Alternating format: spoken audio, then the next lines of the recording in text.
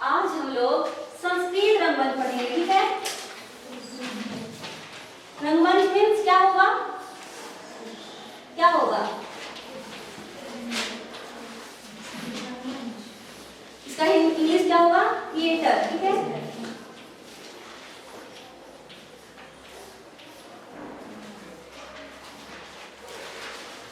रंगमंच मतलब क्या होता है? थिएटर में कोई भी नाटक लिखा हुआ होता है, उसको क्या किया जाता है?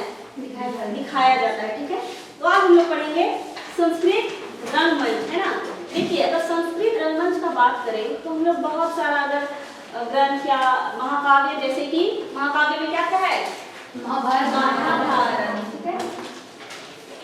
महाभारत, रामायण और महाभारत, इसके अलावा भगवत गीता में ना, भगवत में बोल सकते हैं, इसमें नाटक के कुछ हम लोग को कुछ घटनाएं मिलती है, ठीक है। और कुछ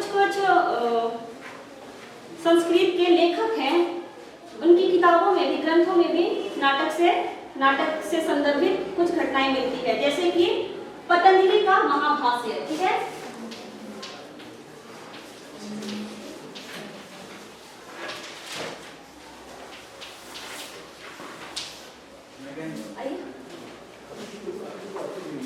साइड से आओ ना। वात्सायन का कामसूत्र,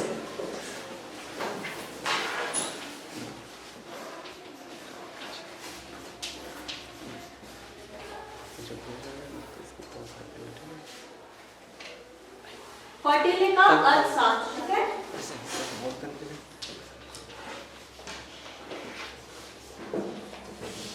अर्थशास्त्र मतलब से क्या समझ में आता है? ये राजनीतिक से संबंधित बुक है ना, कभी भी इसको धन दौलत रुपया पैसा से नहीं समझना है, ठीक है। और एक बुक है पाणिनि का, क्या? अष्टाध्यायी, ठीक है।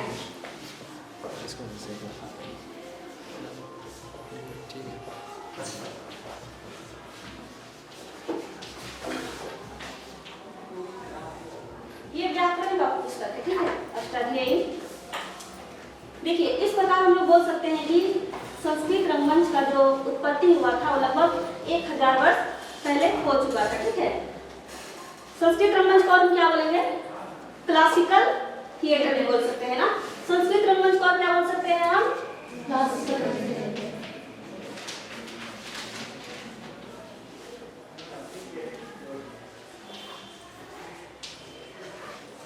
देखिए, क्लासिकल थिएटर यानी कि संस्कृत रंगमंच, अगर हम इसकी शुरुआत की बात करें या इसका शुरुआत कैसे हुआ, तो इसका मत कैसे है कि विद्वानों का मत है कि जो वैदिक देवता थे ना, वैदिक देवता कौन? इंद्र।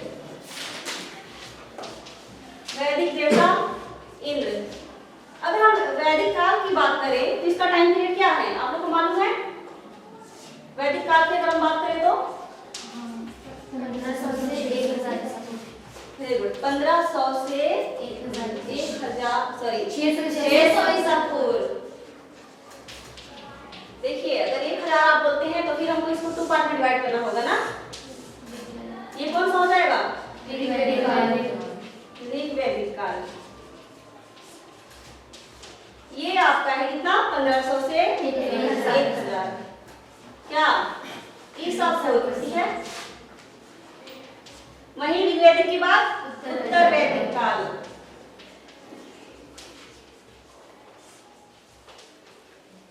इसका टाइम पीरियड 1000 से 600 ईसा पूर्व, ठीक है।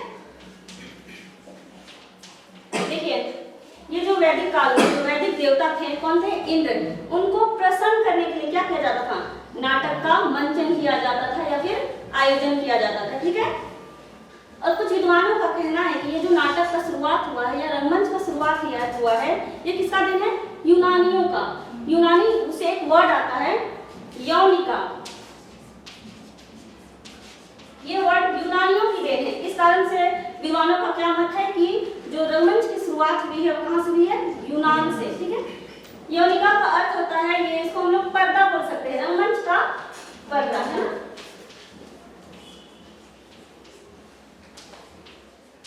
पर्दा जान रहे हैं ना, रंगमंच में जैसे होता है पर्दा, है ना, इस टाइप से पर्दा होगा।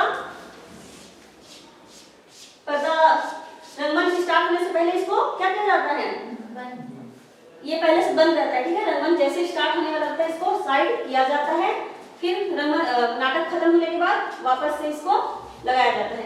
इसी को यवनिका यानी कि यूनान देश से निकला हुआ शब्द है, ठीक है। इसलिए कुछ विद्वानों का मत है कि जो रंगमंच की शुरुआत हुई है वो कहाँ से हुई है, यूनान से हुई है। लेकिन कुछ विद्वान इस बात का खंडन करते हैं, है ना। खंडन कैसे करते हैं कि भरत मुनि ने कौन सा एक नाटक लिखा था, नाट्यशास्त्र।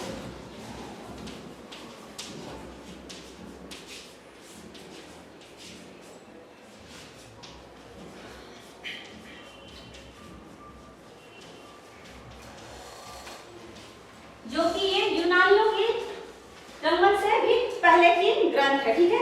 तो हम ये नहीं मान सकते हैं कि जो नाटक रंगमंच का जो देन है, संस्कृत रंगमंच, ये यूनानियों का देन है, ठीक है। देखिए प्राचीन काल में बहुत सारे नाटककार हुए ना, उसमें से क्या क्या प्रसिद्ध नाम है, नाम सुने हैं कालिदास का, ठीक है। सबसे पहले हम नाम लेंगे भास का, ठीक है।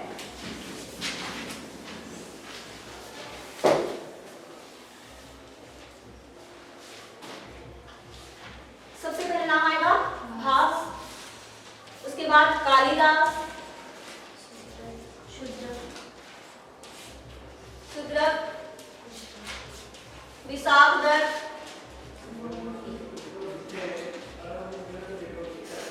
और क्या नाम आएगा, भवभूति, ठीक है।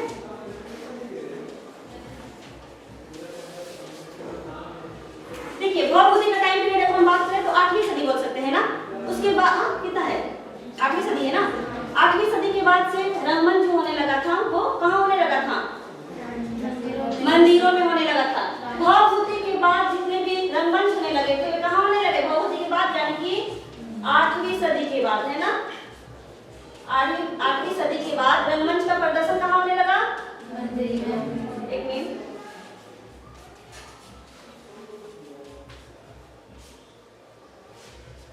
मंदिरों में हुआ, है ना, मंदिरों में होने लगा, राजप्रसादों में, राजप्रसादों मतलब महल, ठीक है, और कोई धनी व्यक्ति के घर में, है ना।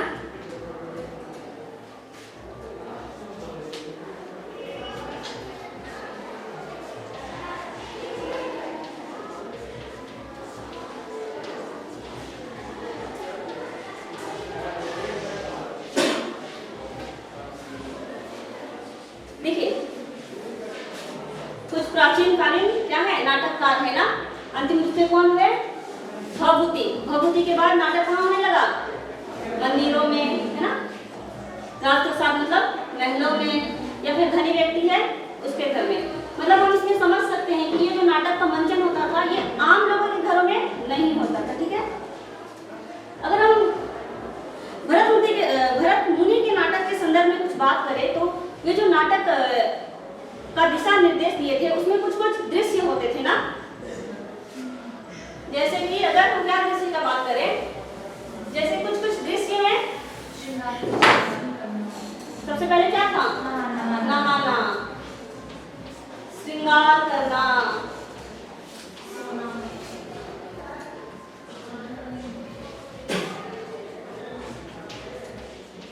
सोना और देखिए भरत मुनि ने नाट्यशास्त्र में कुछ नाटक को लेकर दिशा निर्देश दिए थे ना। उसमें कुछ कुछ दृश्य थे, जैसे कि दृश्य क्या, नहाने का दृश्य, श्रृंगार करने का, सोने का, आलिंगन मतलब किसी को गले लगाने का, ये सब दृश्य को क्या माना जाता था, अशोभनीय माना जाता था ना।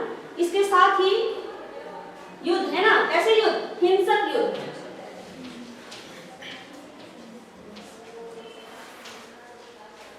हिंसक युद्ध की भी घटनाओं को रंगमंच में प्रदर्शित नहीं किया जाता था। मतलब अगर हम मोटा मोटी बात करें तो रंगमंच कैसा होता था, सुखांत होता था ना अंतिम रूप से।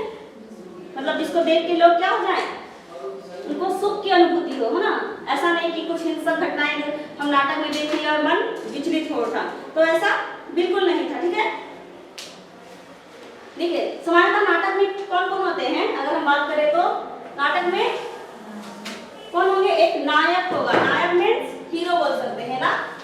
एक नायक होगा, अगर कोई भी नाटक हम अगर प्रस्तुत कर रहे हैं उसमें एक नायक होगा। नायक मतलब हम क्या बोल सकते हैं, हीरो। नायक है तो नायिका तो होगी, ठीक है। और एक खलनायक भी होगा ना, खलनायक मतलब विलन बोल सकते हैं। और एक क्या होगा, विदूषक होगा, है ना। विदूषक मतलब होगा क्या बोल सकते हैं, कॉमेडियन बोल सकते हैं, है ना।